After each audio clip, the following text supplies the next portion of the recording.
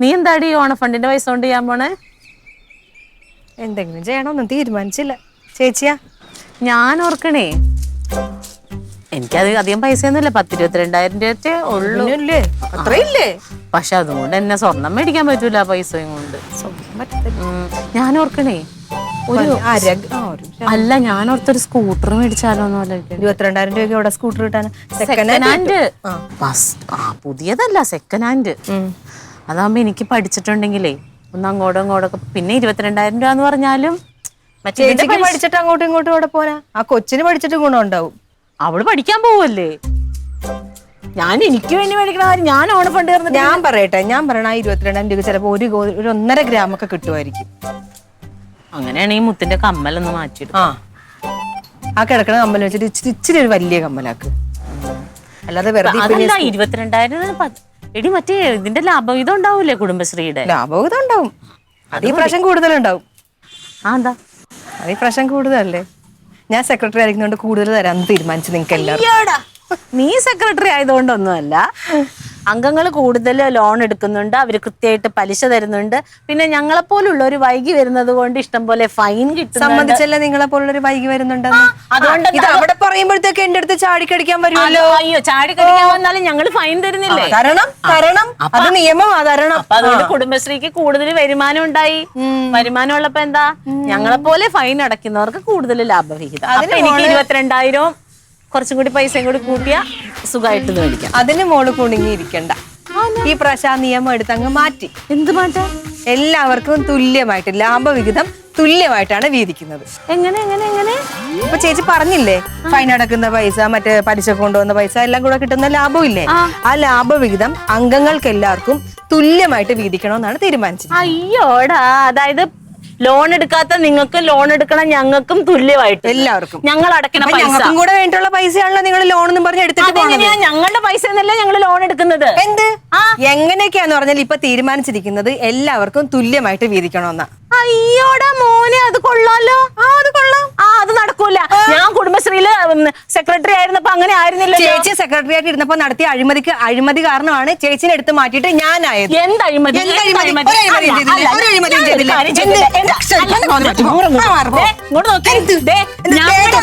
ഞങ്ങളുടെ ബുക്കിലെ പൈസ ഞങ്ങൾ ലോൺ എടുക്കണു, അതിന് ഞങ്ങൾ പലിശ അടയ്ക്കുന്നു.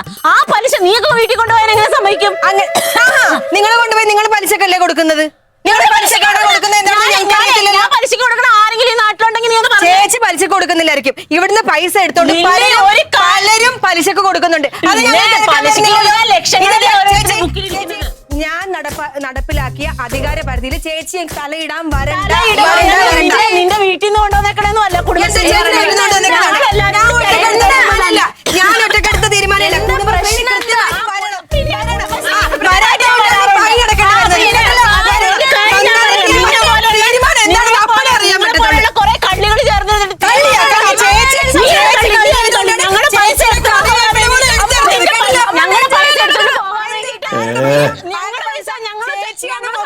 എന്താ ഈ പെണ്ണുങ്ങൾക്ക് കണക്കുകൾ ഇതുവരെ ക്ലിയർ ആയിട്ടില്ല. കുടുംബശ്രീയിൽ നിനക്ക് പറയാവോ? ഡാഡിയുടെ പരിപാടി കൊണ്ട് വന്നിട്ടുണ്ടെങ്കിൽ ഒറ്റ കുത്തുവെച്ചിട്ട് ഞാൻ സൗണ്ട് കൂടുതൽ വേണം. അല്ലെങ്കിൽ ഇവിടെ ചവിട്ടി ഓടിക്കും. അയല 100 കേട്ടോ.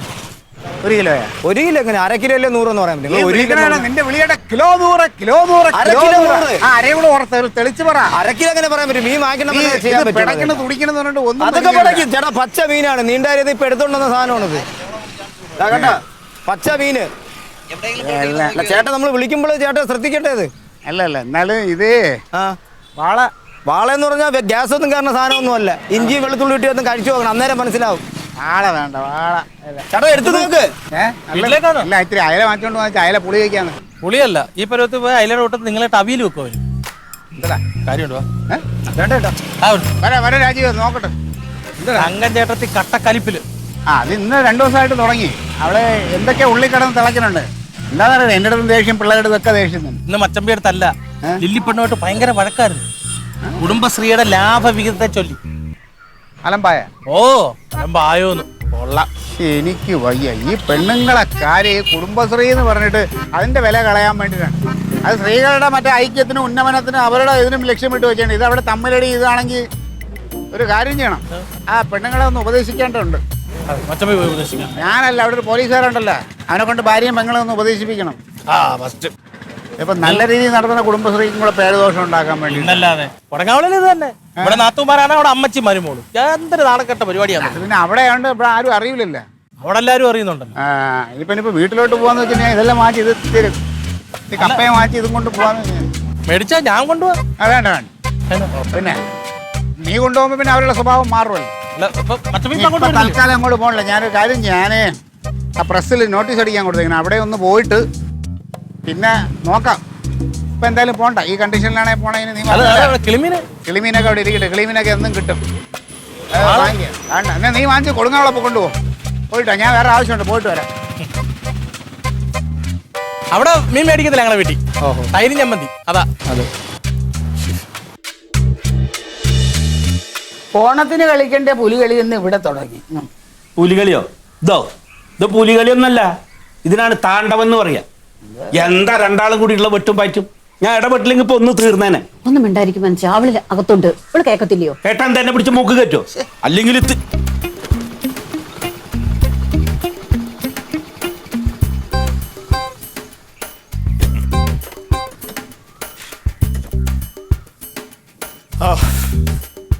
കനക ഇത്തിരി നേരത്തെ വരണ്ടായിരുന്നു. ഇവിടെ എന്തൊക്കെയാ നടന്നിരുന്നു? രണ്ട് പെണ്ണുങ്ങൾ കൂടിയിട്ട്. ഹേയ്, ഞാൻ ഒരിടത്തും കണ്ടിട്ടില്ല ഏട്ടാ അങ്ങനെ.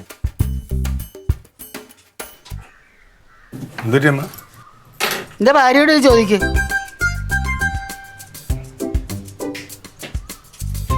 ലില്ലേ, ലില്ലേ,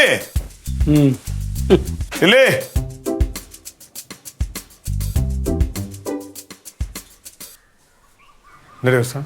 പ്രശ്നം എന്താന്ന് ചോദിച്ചു കഴിഞ്ഞാൽ എന്റെ അധികാര പരിധി കയറി ചേച്ചി കളിച്ചു. എനിക്കത് ഇഷ്ടപ്പെട്ടില്ല, ഞാൻ പ്രതികരിച്ചു, അത്രേ ഉള്ളൂ.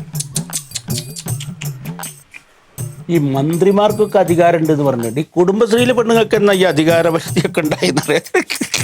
അമ്മാനത് എങ്ങനെ അറിയാം അമ്മാവ? നീ കാര്യം പറഞ്ഞില്ല. ഏട്ടാ, കുടുംബശ്രീയിലെ പൈസ അംഗങ്ങളൊക്കെ ലോണായിട്ടൊക്കെ എടുക്കാറുണ്ട്. അപ്പൊ അവരിത് തിരിച്ചടയ്ക്കുമ്പോ പലിശ അടക്കുമല്ലോ. അപ്പൊ ഈ പലിശ അടക്കുന്നവർക്ക് അവർ പലിശയായിട്ട് കൂടുതൽ പൈസയല്ലേ അടക്കുന്നത്. അപ്പൊ അവർക്ക് സാധാരണ ഇത് മൊത്തം പിരിച്ചു വിടുമ്പോ കുറച്ച് കൂടുതൽ പൈസ അവർക്ക് കൊടുക്കും. ഇത്രയും വർഷം അങ്ങനെയാണ് നടന്നിരിക്കുന്നത്.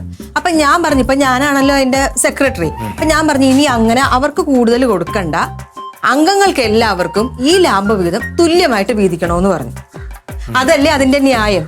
അപ്പൊ ചേച്ചി പറയോ അത് പറ്റത്തില്ല, ചേച്ചി വട്ടം ഉടക്കുമെന്ന്. പറഞ്ഞ പോലെ അവര് കാരണമാണല്ലോ ഈ അവർക്ക് പലിശ എടുക്കാൻ പറ്റിയത്. അവരാണല്ലോ പലിശ തിരിച്ചു കൊടുത്തപ്പോഴാണല്ലോ കുറച്ച് ലാഭം കിട്ടിയത്. അപ്പൊ അത് ആ ചെയ്ത ആൾക്കല്ലേ കുറച്ച് എന്തെങ്കിലും കൂടുതൽ കിട്ടേണ്ടത്. അവള് പറഞ്ഞില്ലേ ഏകദേശം ശരി. ആര് പറഞ്ഞത്? അല്ലേ? അല്ല, ഏട്ടൻ അങ്ങനെ പറയത്തുള്ളൂ. ഏട്ടൻ എപ്പോഴും എന്നെ എപ്പോഴെങ്കിലും ഏട്ടൻ സപ്പോർട്ട് ചെയ്യുവോ? എപ്പോഴും പെങ്ങള് പെങ്ങള് പെങ്ങള് പെങ്ങള്. വേണ്ട, എന്റെ ഭാഗത്ത് ആരും നിക്കണ്ട, തീർന്നല്ലോ. കാര്യം കണ്ടില്ലേ? അല്ലേ ചേച്ചിയെ, ഇത് ഇവിടെ കൊണ്ടൊന്നും തീരില്ല. അവിടുന്നും പോയി. ചേച്ചി, ബേബി ചേച്ചി പറഞ്ഞിട്ട് കാര്യമല്ല, അറിഞ്ഞല്ലോ. അത് തന്നെ, ഇത് ഞാൻ അപ്പൊ തന്നെ പറഞ്ഞു എനിക്കിത് അംഗീകരിക്കാൻ പറ്റില്ല എന്ന് പറഞ്ഞു. നിങ്ങളുടെ അഭിപ്രായം കൂടി പറഞ്ഞോ. അതെ, പലിശ കൊടുക്കണം നമുക്കും, പലിശ കൊടുക്കണം നമുക്ക് മുൻഗണന തരണ്ടേ, ലാഭവിഹിതം കൂടുതലിടണ്ടേ. അത് പറ്റൂല എല്ലാവർക്കും ഒരുപോലെ. അത് അംഗീകരിക്കാൻ പറ്റൂല. ഒരു കുഴപ്പമില്ല, നിങ്ങൾ പറയണ്ട, ഞാൻ പറഞ്ഞോളാം. നിങ്ങൾ എന്റെ കൂടെ നിന്നാ മതി. നമ്മളില്ലെങ്കിൽ കുടുംബശ്രീയിൽ വരുമാനം ഉണ്ടാവോ? വെറുതെ നിക്ഷേപം കൊടുത്തിട്ട് എന്താ കാര്യം? അതവനവൻ വീട്ടിൽ കൊണ്ടുപോകും. എല്ലാം കഴിയുമ്പോഴത്തേനും പലിശ കയറണം. പലിശ അത് നമ്മളെ പോലെയുള്ളവർ വിചാരിച്ചാലേ നടക്കുള്ളൂ. ശരി, ആയിക്കോട്ടെ ആയിക്കോട്ടെ. അന്നേരം പിന്നെ കാല് മാറരുത്, എനിക്ക് അത്രേ പറയാനുള്ളൂ. കൂടെ നിന്നോണം. ചേച്ചി, ഞാൻ പിന്നെ വിളിക്കാവേ. അല്ല, വേറെ കാര്യമുണ്ട്, പിന്നെ വിളിക്കാം. ഒരാള് വീട്ടിൽ വന്ന് ഇരിക്കാനെങ്കിലും പറയണേ. പറയണ്ടായിരുന്നല്ലോ. തമാശ കളിക്കാനുള്ള സമയമില്ല എനിക്ക്. ഞാൻ ഭയങ്കര സീരിയസ് ആയിട്ടിരിക്കുവാണ്. അത് മനസ്സിലായി. അല്ല എന്തിനാണ് ഈ വഴക്കെന്നാണ് എന്റെ ചോദ്യം. വഴക്കാണെന്ന് മനസ്സിലായല്ലോ. നിന്റെ പെങ്ങള് കാര്യമില്ലാതെ വഴക്കുണ്ടാക്കൂല എന്ന് നിനക്കറിയാലോ. അറിയാലോ, അത്രേ ഉള്ളു കാര്യം. നീ കേക്ക്, നീ തന്നെ പറ. കുടുംബശ്രീയില് ഞങ്ങളൊക്കെ നിക്ഷേപം ഇടുന്നുണ്ടല്ലോ. ഞങ്ങള് കുറച്ച് പാവപ്പെട്ടവര്, നിങ്ങളൊക്കെ കുറെ പൈസ ഉള്ളവര്, ഞങ്ങള് പാവപ്പെട്ടവര് ഞങ്ങളുടെ നിക്ഷേപത്തിൽ നിന്ന് പൈസ വായ്പ എടുക്കും. അപ്പൊ ഞങ്ങൾ തിരിച്ചടയ്ക്കുമ്പോ പലിശ കൂട്ടി അടയ്ക്കും. അതാണ് കുടുംബശ്രീയുടെ വരുമാനം. അപ്പൊ അത് ഈ ഓണമൊക്കെ ആകുമ്പോ നമുക്ക് ലാഭവിഹിതമായിട്ട് തരും. ഈ ഇതുവരെയുള്ള ചരിത്രത്തില് പലിശ അതായത് നമ്മൾ പലിശ കൊടുക്കുന്നവർക്ക് ഈ ലാഭവിഹിതം കൂടുതൽ കൊടുക്കുമെന്നാണ് വെപ്പ്. അതാണല്ലോ ന്യായം. ആണല്ലോ നിങ്ങളുടെ ഭാഗത്തുള്ള നിങ്ങളുടെ കുടുംബശ്രീ ന്യായം. അപ്പൊ ആ ന്യായം ഇപ്പൊ പുതിയ സെക്രട്ടറിക്ക് പറ്റൂല. മനസ്സിലായല്ലോ? ആരാന്ന് മനസ്സിലായല്ലോ? അവള് പറയുന്നു എല്ലാവർക്കും ഒരുപോലെ കൊടുക്കുന്നു. അതെവിടുത്തെ ന്യായം? ഞങ്ങളല്ലേ പലിശ അടയ്ക്കുന്നത്. ഞങ്ങൾക്ക് 10 രൂപയാണെങ്കിൽ അതിനകത്ത് 1 രൂപ ഞങ്ങൾക്ക് കൂടുതൽ തരണം. ഞാൻ അവരോട് സംസാരിച്ചു. പക്ഷെ അവർക്ക് കാര്യങ്ങൾ ഞാൻ പറഞ്ഞിട്ട് മനസ്സിലാകുന്നില്ല. ഞാനിപ്പോ എന്ത് ചെയ്യാനാണ്? അത് മനസ്സിലാക്കി കൊടുത്തോളാം.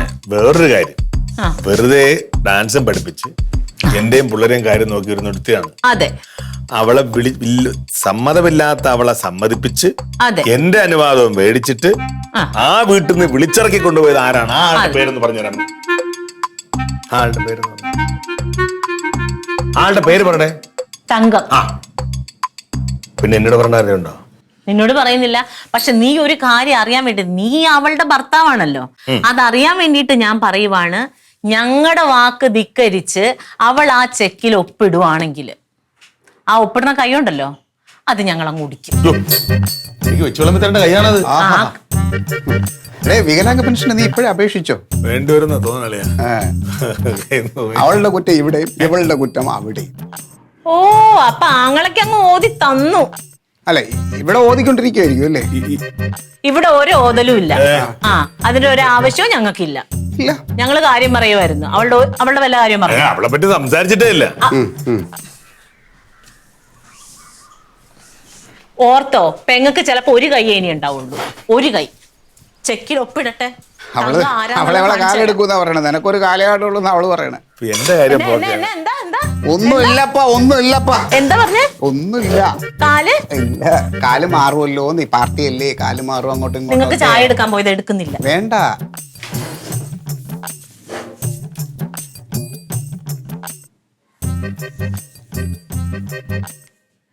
ബേബി ചേച്ചി,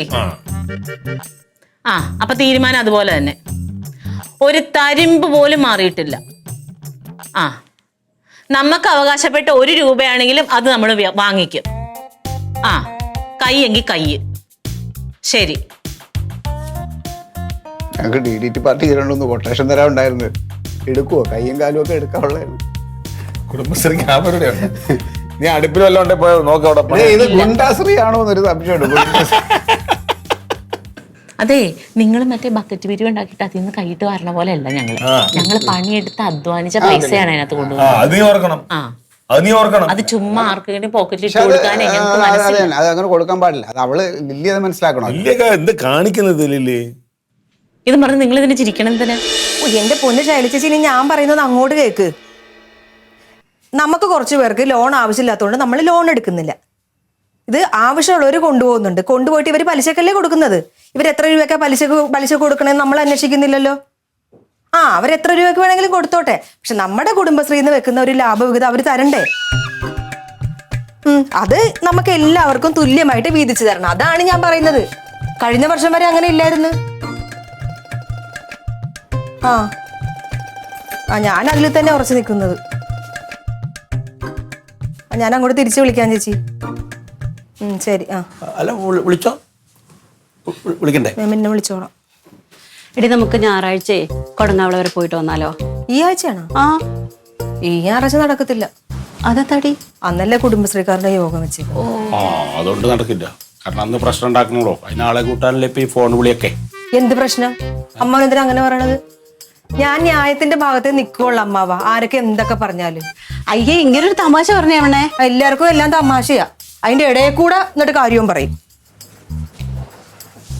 നിങ്ങളങ്ങോട്ട് പോയേ, എനിക്ക് ഒരു കാര്യം ചെയ്യാനുണ്ട്. ഇങ്ങോട്ട് പോ. ഞാനില്ലാതെ നിങ്ങൾ എല്ലാരും കൂടെ പോ. ആ നോക്കട്ടെ, പോ അങ്ങോട്ട്.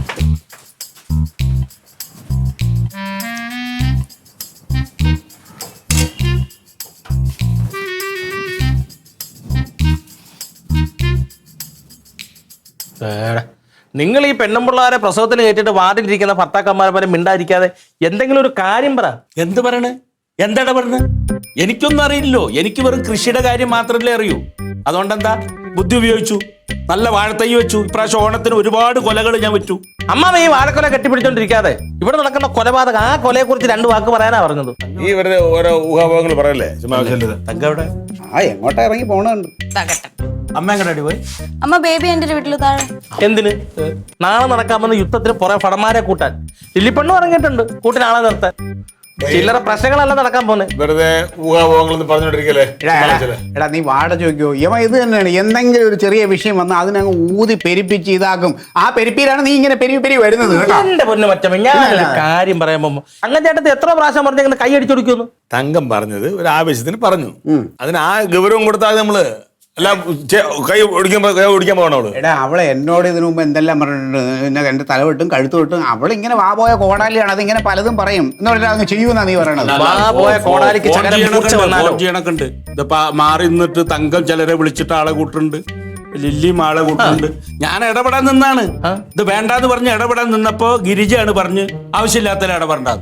ഞാൻ ഇടപെട്ടിട്ടില്ല, കാര്യം കഴിഞ്ഞു. അതാണ് വേണ്ടത്. അവര് നാത്തുമാരും തമ്മിൽ എന്തെങ്കിലും പ്രശ്നങ്ങളുണ്ടെങ്കിൽ അവരും നിർത്തോളും. നമ്മൾ അതിനകത്ത് ഇടപെടാതിരിക്കുന്നതാണ് നല്ലത്, അല്ലേ?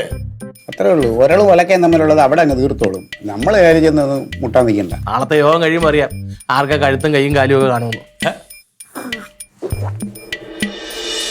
ഇപ്പൊ എല്ലാവർക്കും നമസ്കാരം.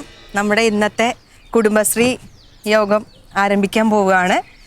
അപ്പോൾ ഇന്നത്തെ അജണ്ട ഈശ്വര പ്രാർത്ഥന, സ്വാഗതം, റിപ്പോർട്ട്, വരവ് ചെലവ് കണക്ക്, ചർച്ച, ഇതര വിഷയങ്ങൾ, ലാഭവിഹിത വിതരണം, കൃതജ്ഞത. ഇതൊക്കെയാണ്. നിക്ക് അതിനൊക്കെ മുമ്പേ ഈ ലാഭവിഹിതത്തിന്റെ വിതരണം എങ്ങനെയാണെന്ന് അറിയണം. അത് ഉടനെ അതിലേക്ക് കടക്കാൻ പറ്റൂല. ആദ്യം ഈശ്വര പ്രാർത്ഥനയാണ്. ഈശ്വര പ്രാർത്ഥനയ്ക്കൊന്നും പങ്കെടുക്കാൻ പറ്റില്ല. ആദ്യം ലാഭവിഹിതത്തിന്റെ കാര്യം എങ്ങനെ വിതരണം ചെയ്യണമെന്ന് ഞങ്ങൾക്ക് ഇവിടെ ഞങ്ങളുടെ മെമ്പറോട് അറിയണം. അല്ല, ഈ പറയുന്ന ആൾക്ക് വല്ല ബോധമുണ്ടോ? ഏതൊരു ചടങ്ങ് തുടങ്ങുന്നതിനും ആദ്യം ഈശ്വര പ്രാർത്ഥനയുണ്ട്. ഈശ്വര പ്രാർത്ഥന കഴിയുന്നില്ല. ആദ്യം ഈശ്വര പ്രാർത്ഥന കഴിഞ്ഞിട്ടേ ഉള്ളു. ചേച്ചി ഇതൊന്നും ചെയ്യാത്തതുകൊണ്ടാണ് ഈശ്വരൻ നേരിട്ട് ഇടപെട്ട് ചേച്ചിനെ ഞാൻ ഈശ്വരനായിട്ട് പറഞ്ഞോളാം. നീ ഈശ്വരന്റെ അങ്ങേ അവിടെ നിന്ന് ഇങ്ങോട്ട് നേരിട്ട്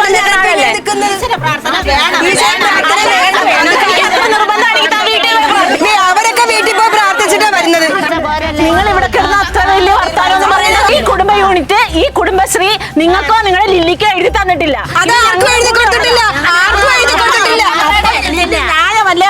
എന്തിനാ മാലിമുക്കി ഇങ്ങോട്ട് വന്നേക്കണെന്നൊക്കെ എനിക്ക് വരണം. ഇവിടെയാണ് യോഗം വെച്ചിരിക്കുന്നത്.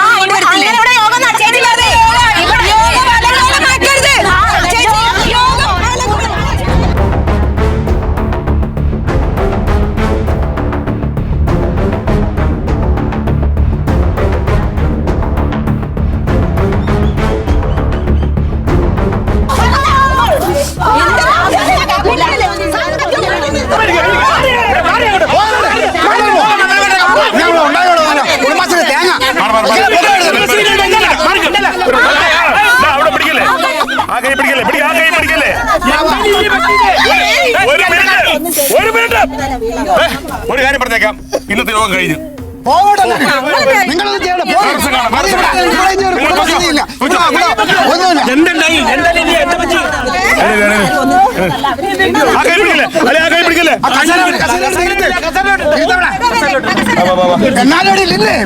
ഇങ്ങനെ ചെയ്തു ഞാനൊന്നും ചെയ്തില്ല.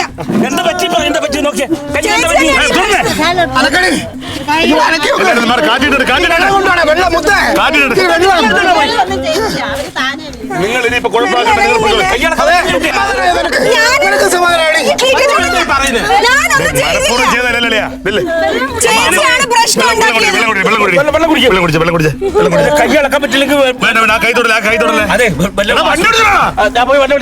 നീ പോണ്ട, നീ പോയി എന്താവില്ല, ഞാൻ വണ്ടി വിളിച്ചു തരാം. ഒന്നുമില്ല. ചേച്ചി കയ്യൊന്ന് അനക്കിക്കേ. വേണ്ട വേണ്ട അനക്കണ്ട, ആ കൈ വേദനയാണ്, നീര് വരും ഇനിയിപ്പോ.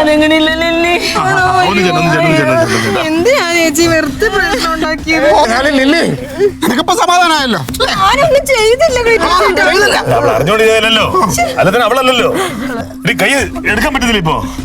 നല്ല തങ്ങാൻ ചേട്ടത്തി അടിച്ചോടിക്കെന്ന് പറഞ്ഞിട്ട് സ്വന്തം കൈ തന്നെ ഇങ്ങനെ ഒടിക്കുമെന്ന് ആരും കരുതിയില്ല.